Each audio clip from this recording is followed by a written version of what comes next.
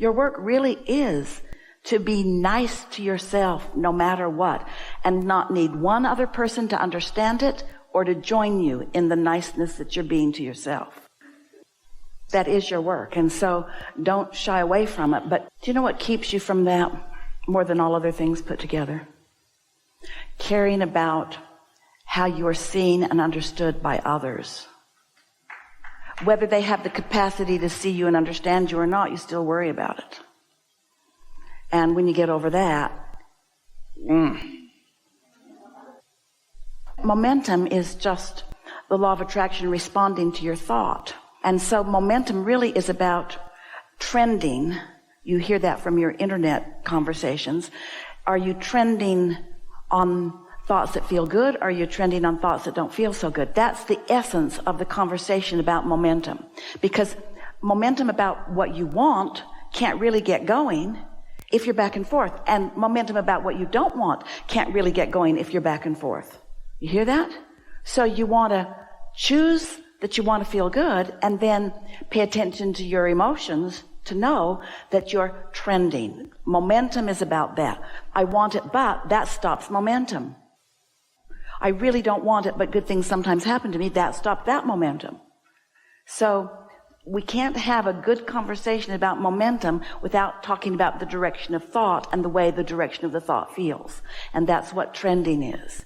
So you could just say to yourself, how am I trending? Esther will say, I'm trending too busy these days. She knows it because she finds herself rushing.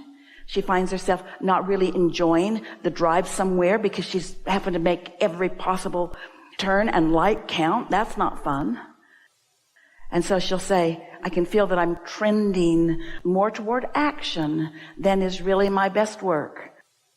Time for me to start trending more toward how I feel, thinking about the thoughts that feel good. You can get more done about the things you really care about by staying off that subject altogether and by making lists of things that you feel really good about.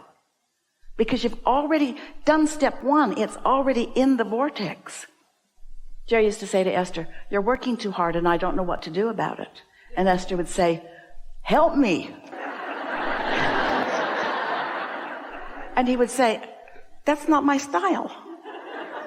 That's not my style. And what he meant, he didn't mean, I want to help you work hard, Esther. He meant, I want you to figure out how to not work so hard, Esther. Think about the crowd you're playing to with that approach to life. You're calibrating to humans who need other humans to work hard because they don't want to. We're not kidding.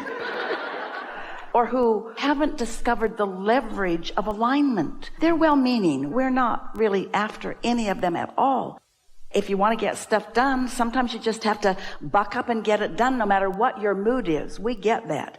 You can't not feed your kids just because you don't feel good in the moment.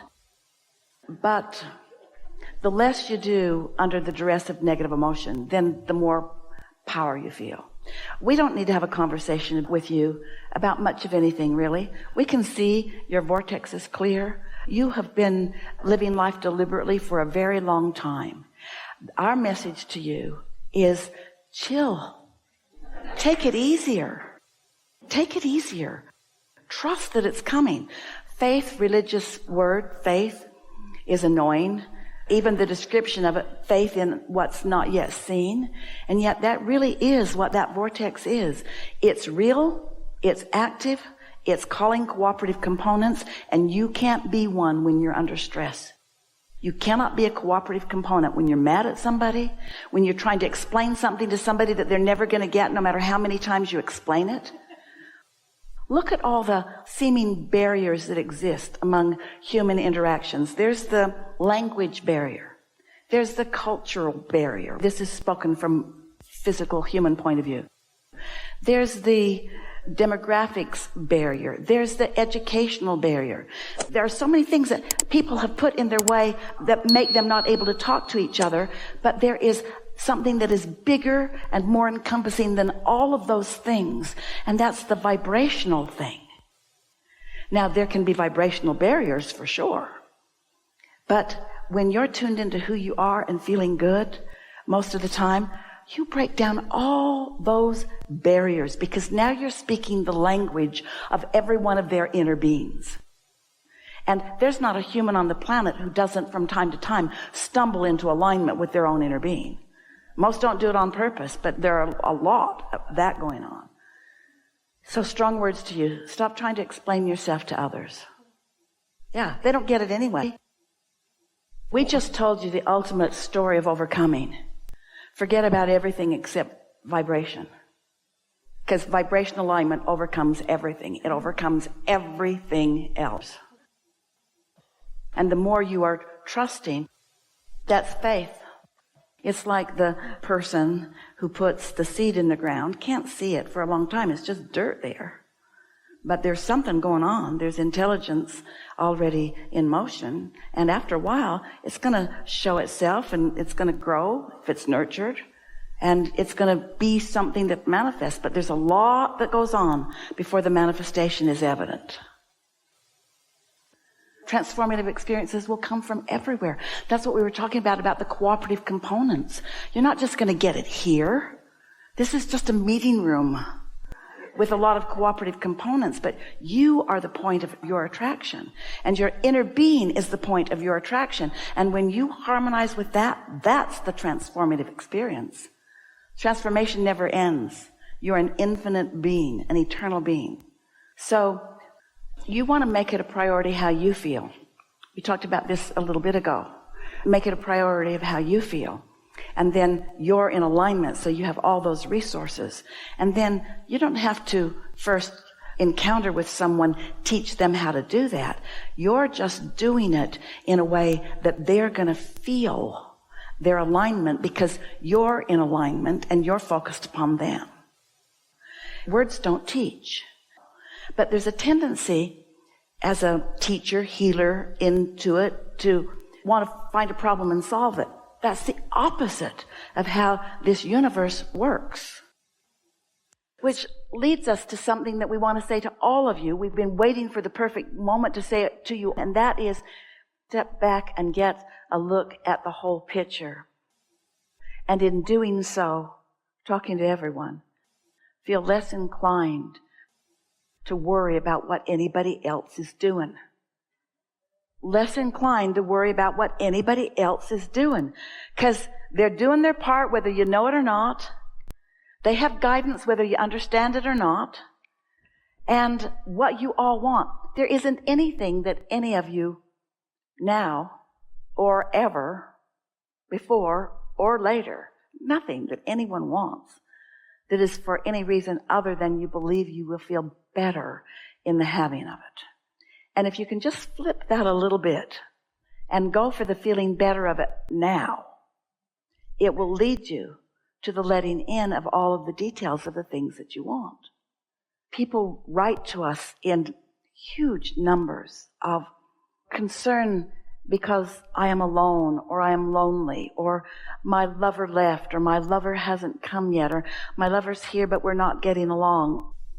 Or I want more money than I have, or I want more purpose. In other words, there are so many people standing in a place of observation of what is, actually believing that if they could just find a way to fill that one void, that then they would be happy.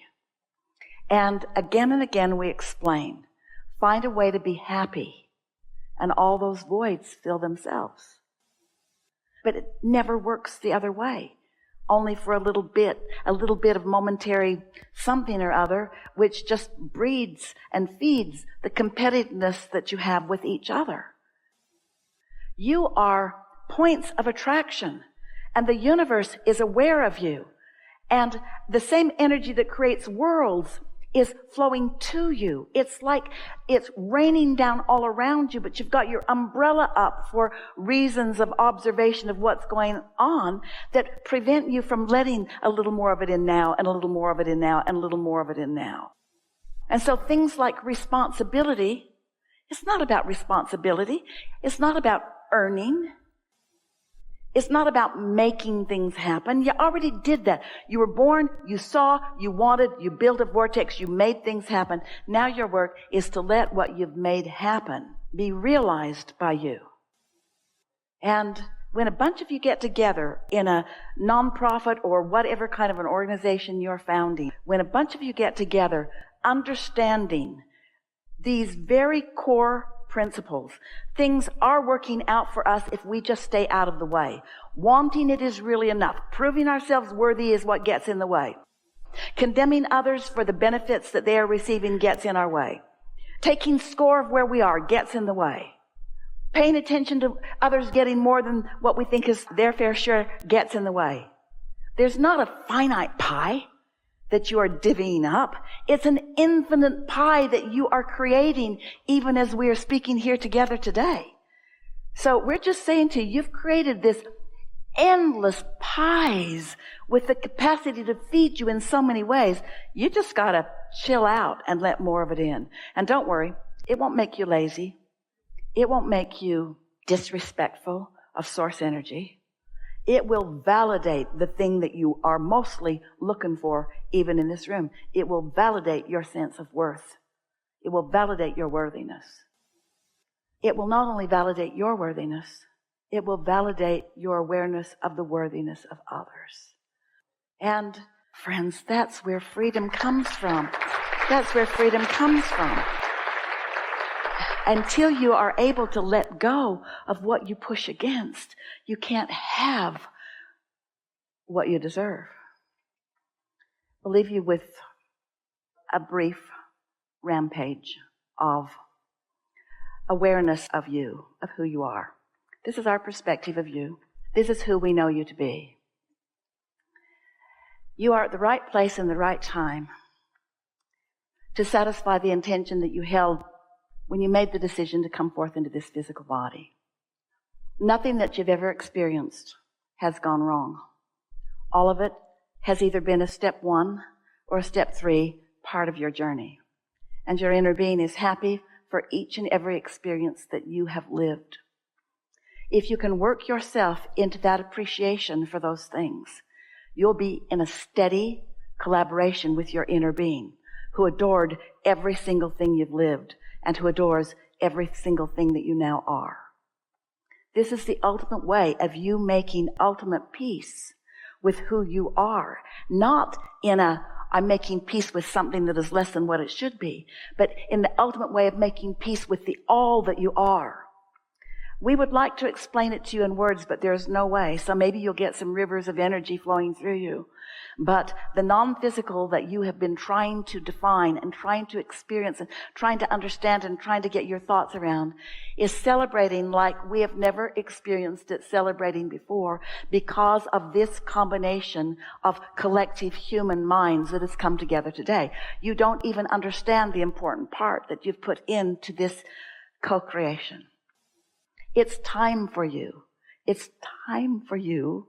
It's time for you to start cashing in your vibrational chips.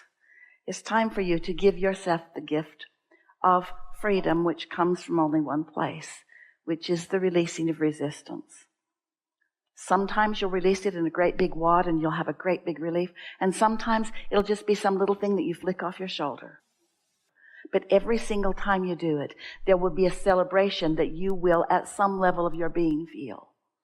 Esther feels rivers of goosebumps start at her toes and come up to the crown of her head over things that she knows don't matter to hardly anybody. But she gets the pleasure of our pleasure over and over and over again because life is supposed to feel good.